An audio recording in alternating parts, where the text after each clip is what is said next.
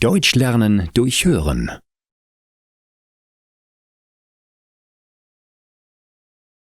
Festessen. Heute ist Heiligabend. Familie Müller freut sich. Nach der Kirche gibt es zu Hause ein Festessen. Doch bevor es Essen gibt, müssen alle mithelfen. Die Kinder der Familie decken zuerst den Tisch.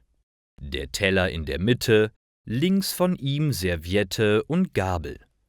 Rechts vom Teller liegen Messer und Löffel.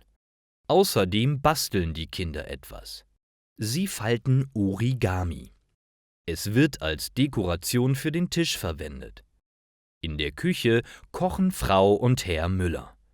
Die Kinder helfen nach dem Tischdecken auch beim Kochen. Sie schneiden die Kartoffeln in Würfel.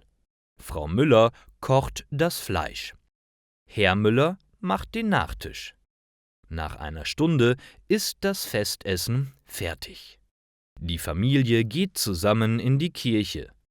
Anschließend setzen sie sich zusammen an den Tisch. Zuerst gibt es einen Salat, dann eine Suppe. Das Essen schmeckt allen sehr lecker. Nach den Vorspeisen kommt der Hauptgang. Es gibt Fleisch mit Kartoffeln. Danach essen sie rote Inge, ein Nachtisch. Vor allem die Kinder freuen sich über dieses leckere Dessert. Nach dem Essen sind alle satt. Der Tisch wird abgeräumt und das Geschirr gespült. Die Familie freut sich schon auf das nächste Festessen. Dann essen und kochen sie wieder zusammen.